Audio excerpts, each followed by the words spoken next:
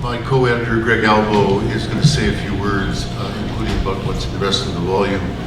I think there's an explicit connection between Reg's and Leslie's essay and the rest of the volume, and it has much to do with the rise of political movements and political actors who not only justify but trumpet the type of surveillance, racial profiling, police powers, lack of accountability that Leslie and Reg have been talking about. Building support in society for precisely these practices. It's a very fat volume. Greg will give you a sense of how much is in it, perhaps. And I just want to say before I forget, because I've forgotten in previous years, that we have publishers that tolerate producing these fat volumes, that have such amazingly broad and deep coverage. They're a rare breed, these socialist publishers. One of the best of them in the world is here in Canada, Fernwood Books, and its partner, distributor, Brunswick Books. And we really owe them a great vote of thanks for never complaining and not raising the price from year to year, which is quite remarkable. So please go and thank them yourselves in the book room at the back. Great. Okay. This is the 52nd volume of the Register and beginning of the second 5-year cycle of my editing with Leo. The first 5-year cycle had 2 on the crisis, 2 on class formation, and 1 on strategy. About 3 years ago, we were meeting in London to begin thinking about the next 5-year volume, 5 years, with our editorial collective, and there was not a lot of enthusiasm at that point in time for doing a volume on the right. It seemed politically premature. It wasn't seen to have a lot of political importance at that point in time. But as it turned out, it was extremely timely to take this on. It's not one of those cases where you're so happy the theme was also the politics of the moment, but that is certainly the case. This is the kind of political conjuncture we're in. It was a theme of those volumes we did on the crisis that neoliberalism could be reconstructed as the central policy guide of for the state, for economic policy, but it would probably be wrapped in a more authoritarian political shell, surrounded by different forms of populist and nationalist ideological forms. Some of the themes I think that have come out already from the discussion tonight were, themes of permanent austerity, total privatization, the hardening of the state, the militarization of policing, the reassertion of financial capital, some of the themes that are going on as we speak, the problems of returning to a major spiral of competitive devaluations and competitive austerity in the world market. So I think, taking on this volume fits with these longer term themes we've had about the trajectory of the crisis and moving into this period of permanent austerity. One of the things that we wanted to accomplish with this volume was to do a calibration of where the hard right was emerging, not just in Western Europe and North America, but to do a global survey. And all of its different mutations. If you read the incredible first chapter essay by Liz Fekete on the popular racism, it's dizzying the forms that the new right is taking and all its mutations. It's just really shocking. And as soon as you leave Western Europe, you can see all these other forms. I think one of the things that we're most happy with in terms of the volume is taking on this global survey.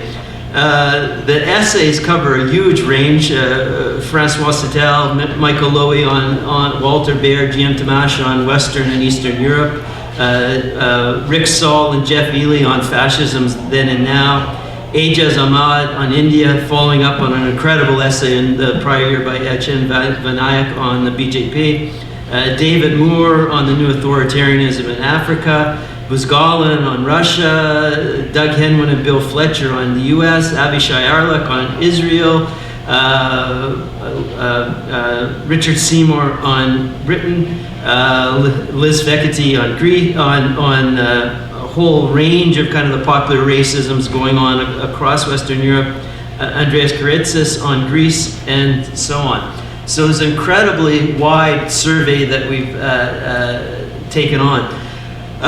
One of the things that I think comes across the volume is an initial mapping of the different forms of the new right, differentiating it from the mass fascist parties of Europe in the 1920s and 1930s, and the various military regimes which followed through the post-war period, and beginning to kind of map out some of its forms. The new people's parties in Northern Europe and also the UK, the parties with some links to fascism of the 1930s, such as the National Front in France, similar linkages in Austria. The far right, the drawing on Nazi imagery and ideology, which is the case of Jobbik in Hungary, Golden Dawn in Greece, and others. The ethno-nationalisms in governing parties, with distinct processes of hardening, the coercive apparatuses of the state, and then moving in more chauvinist political terms, and often taking on more militarized forms as well. The case of Canada and the US, where the hard right has been integrated into the dominant party of the right, such as the Tea Party in the US, or the way that Reform and other kind of hard right elements were integrated into the Conservative Party. The other theme I think that I just want to end with is in the draws, and I want to read from it in terms of the preface and some of the political conclusions that we have in the volume. From the preface, there is great strategic importance in a sober analysis of the strength of the new right today, and the impasse of the left emerges here as a central concern in confronting almost everywhere different permutations of right-wing populism gaining further ground in this phase of neoliberalism, and the creeping state authoritarianism taking form in new modes of surveillance and policing.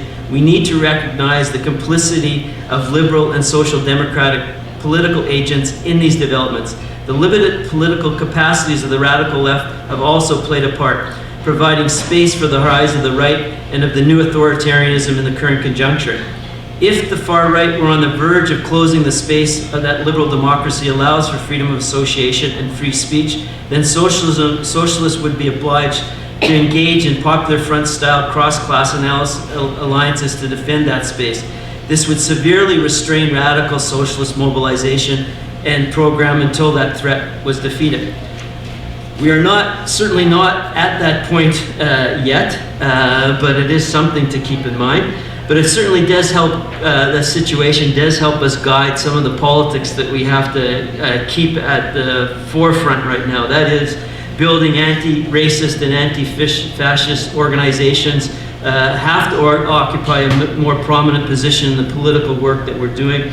Anti-neoliberal coalitions and fronts are very important in defense of public services, around policing, climate change, and so forth. And union, community, and socialist organizing remains important to begin to reverse the defeat of the working class and give us the capacity to challenge the right.